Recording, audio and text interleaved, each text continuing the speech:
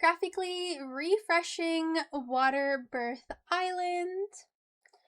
Index graphical update to Waterbirth Island.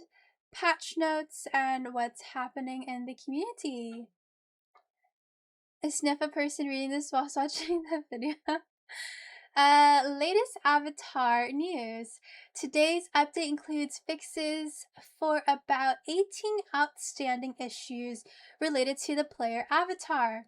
While work still continues, we've today addressed instances of missing skin, incorrect or washed out colors, NPCs missing their chat heads, stretching issues, and clipping issues.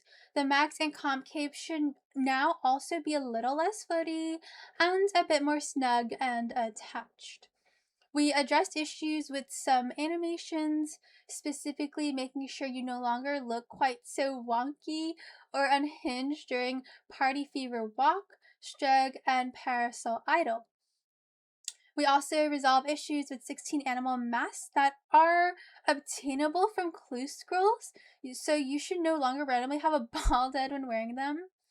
Finally, we are in the process of spinning up a new system to have unique female and male chat head animations. This will in turn allow us to improve the female chat head and push this much closer to the mesh seen on the body.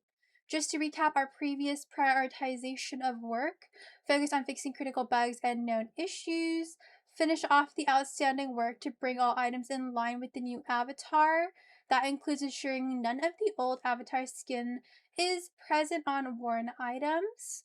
Consider which modifications to avatar faces or body proportions are necessary and possible based on evolving community feedback. Further patch notes for the avatar can be found below. In case you missed it, last week we shared updates on two hugely anticipated projects. Check them out here. Grand Exchange Improvements Preview, which you can also check out on the video. The most recent video I posted if you missed that. We took a deeper look at the Grand Exchange and shared what's coming up for this exciting project in the near future. And the API project check-in. We offered you a peek behind the curtain on this project and also looked to get your thoughts on your more anticipated plugins. JMod replies on discussions worth highlighting. Mod Anvil on working with the RS Wiki team. Mod Strike on why the community proposed Wendelwick agility course is unviable. Oh, I did not realize there was an agility course recommended. Mod Ryan on in-game timeline inconsistencies. Waterbirth Island exterior graphical update or Wiggy for sure. That's funny. Okay, after Mod Zach's update to the Lunar Isles, it's time for another feminine island to be given a fresh look. Before and after.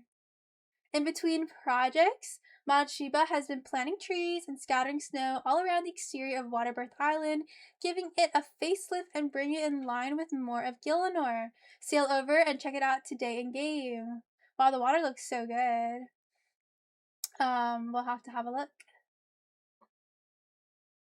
Alrighty, patch notes. Hotfixed fixed a script crash which would occur while using the auto screener at specific excavation spots. Fixed security boots in Daemonheim not awarding artifacts. Player avatar refresh.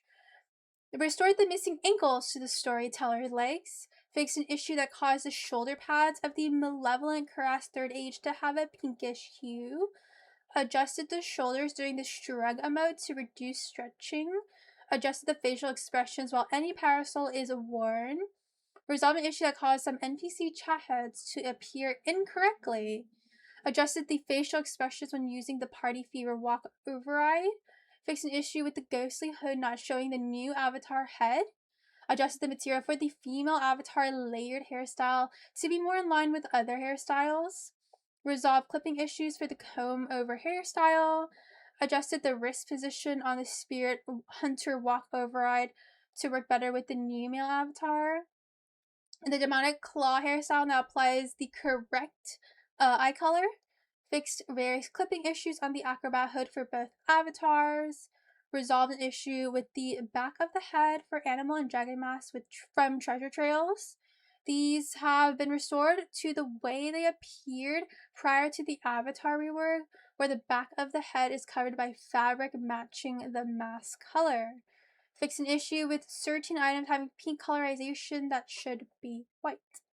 Dig site. Typo resolved in Ancient Tablet 4 for the Shadows of Colossi mystery.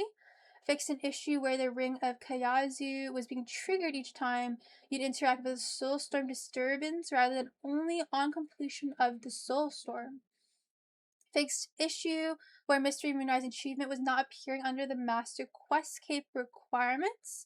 Ring of Kayazu can now be stored in Group Iron Man storage. General, the Saradomin sword should now correctly use a crushing style. The Say It Don't Spray It achievement now requires hermit permits to be completed. Metal's amusing book can no longer be obtained on free-to-play worlds. And Blink should no longer be able to take any damage, as was the case with Sheer Cold Effect. Fix a typo in the modern game interface layout description. Fix a script crash and error which prevented restoration of multiple artifacts at a time. Updated headwear add-on descriptions to remove incorrect references to free loot. What? Godboard's amulets can now be noted when using magic notepaper on them. Drakes no longer attackable when they're in the process of turning into Megaduck. Duck food can now be used to spawn Megaduck. The sack of duck food now has a right-click options to take multiple duck food. Surge, escape, and dive trail particle effects have been reduced to reduce visual clutter. Hello, Erin. Good afternoon. It's way too warm for sure. What's happening in community? Gearing up for their next quest. Nineclaw and the Lorehound are ready to go. That is beautiful. Oh, and LJ has been humbled and bumbled by the bees. And for our RuneTube, accepting market cookies to watch this video. Like all adventures, he found himself using his less scrupulous skills in order to get. Oh, that's not the right thing. I just realized that. Okay. I was like, wait, what? Okay, there you go. There we go. I was like, that is bugged out. I don't know why I bugged out like that. Anyways, that's the right thing for Loon and Stew. And then Taskman episode with Thief Hades. Hello, hello. Yes, it is very warm. This week is going to be like 32, 34. London's like 37, which is like 92, 93, 94, 95 Fahrenheit. It's crazy warm. Much warmer than the last heat wave we got back in May. And it's like all week. It's going to be toasty. And then we got our usual pink skirt player events. We got Raksha with Hiccup and Crystal and the Legionary team. Yay, that is on Saturday. I also host the world events on Fridays. But yeah, that'll be Saturday. And we got Hardman Veraco, non-combat stealing creation, and our community spotlight with Fashionscape, one of my discords that I am a staff in. So with the player avatar in full swing, there's like a funny way of just challenging yourself with facial expressions in the game. There's a channel in Fashionscapers called Not the Face, so you guys can share your silly faces there, and there'll be a winner for a bond for those who are selected. Anyways, that is all for the graphically refreshing Waterbirth Island. We're gonna go ahead and check out the area in game.